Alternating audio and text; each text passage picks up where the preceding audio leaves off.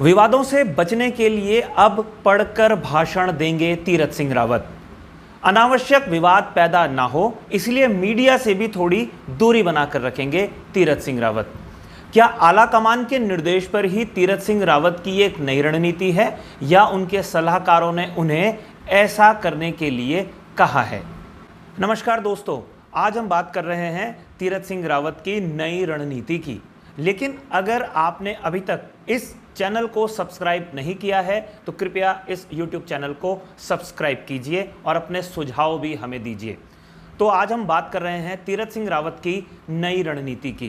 तीरथ सिंह रावत अब मीडिया से भी थोड़ी दूरी बनाकर रखेंगे और अनावश्यक विवाद ना हो, कोई उनके मुंह से ऐसी बात ना निकल जाए जिससे बखेड़ा खड़ा हो, इसलिए तीरथ सिंह रावत अब संभल कर चलेंगे। तीरथ सिंह रावत तोल मोल कर बोलने की रणनीति पर आगे बढ़ रहे हैं। इसका उदाहरण उन्होंने टिहरी के एक कार्यक्रम में भी पेश कर दिया है। जी हां, टिहरी में जो कार्यक्रम हुआ उसमें केंद्रीय मंत्री किरण रिजिजू की मौजूदगी में तीरथ सिंह रावत ने जो भाषण दिया वो पूरा लिखा हुआ भाषण पढ़ा है उन्होंने। ये बड़ी महत्वपूर्ण बात है क्योंकि तीरथ सिंह रावत जब से मुख्यमंत्री बने हैं तब से उनके बयानों के कारण जो विवाद पैदा हुए हैं उससे तीरथ सिंह रावत, उनकी पार्टी और उनकी सरकार को कई बार बैकफुट पर आना पड़ा। लेकिन अब तीरथ सिंह रावत की ये रणनीति है कि वो बहुत कम बोलेंगे, जहां बोलेंगे भाषण को लिख कर ले जाएंगे। तो ये एक बड़ा महत्वपूर्ण विषय है और बड़ा एक सवाल ये है कि क्या तीरथ सिंह रावत को आला कमान ने ऐसा करने की हिदायत दी है ताकि पार्टी को, संगठन को, सरकार को बैकफुट पर ना आना पड़े, या तीरथ सिंह रावत की एक रणनीति है?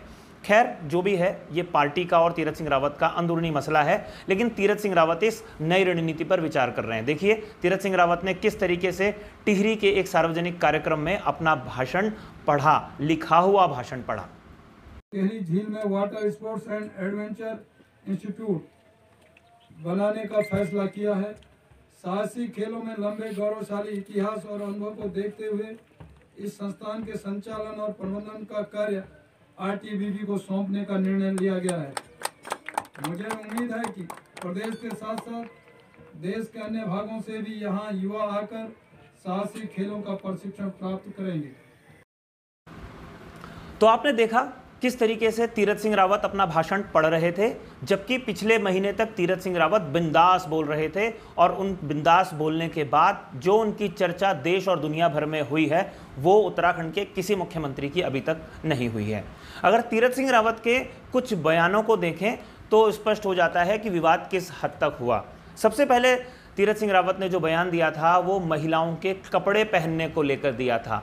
बाल संरक्षण आयोग के कार्यक्रम में वो बोल रहे थे और उनके मुंह से निकल गया कि जो महिलाएं, जो लड़कियां, जो कॉलेज जाने वाले या ऑफिस जाने वाली महिलाएं हैं, वो जिस तरीके से जीन्स या फटी जीन्स पहनती है वो कहीं ना कहीं उनके परिवार, उनके संस्कारों को दिखाता है। इसके बाद क्या होना था वो हम सब जानते हैं। तीरथ सिंह रावत महिला संगठनों के, सामाजिक संगठनों के निशाने पर आ गए।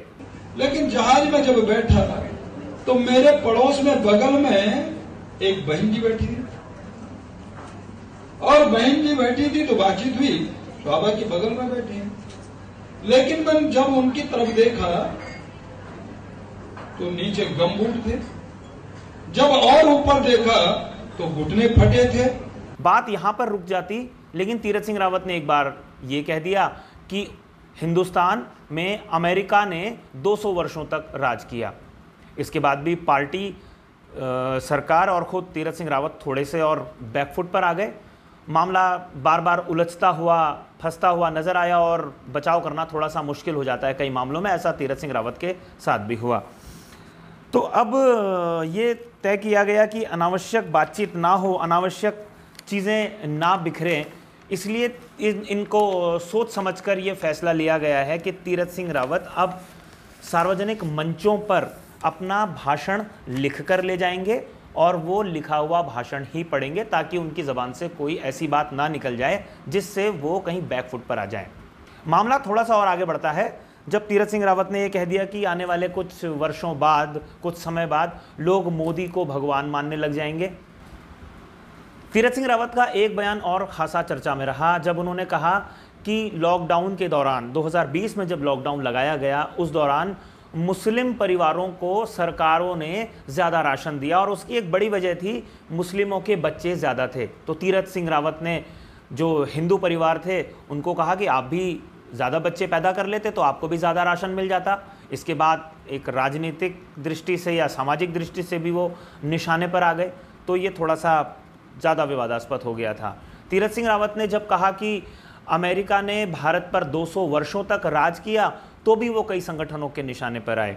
फटी जीन्स वाला तो बयान बहुत ज़्यादा ही वायरल हो गया था। उसके बाद तो लोग उनके ऊपर कई तरीके की टिप्पणी करने लगे, लेकिन वो बयान तो कहीं ना कहीं आरएसएस और भारतीय जनता पार्टी की जो हिंदुत्ववादी छवि है उसी को ही बताता है।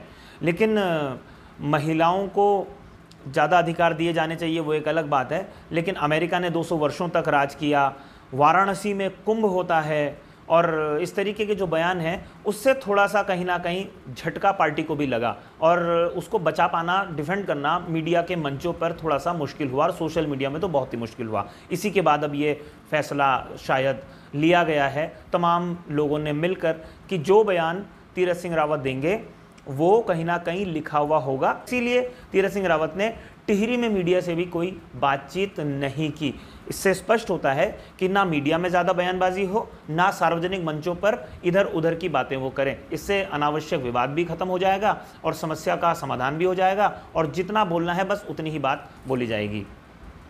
तो ये वीडियो आपको कैसा लगा हमें ज़रूर बताइएगा, अपने विचार ज़रूर साझा कीजिएगा और अगर आपने अभी तक ये YouTube चैनल सब्सक्राइब नहीं किया है तो हमें सब्सक्राइब ज़रूर कीजिए।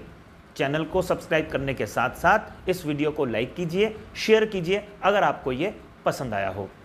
अगले वीडियो में आपसे फिर मुलाकात होगी, तब तक के लिए नमस्कार।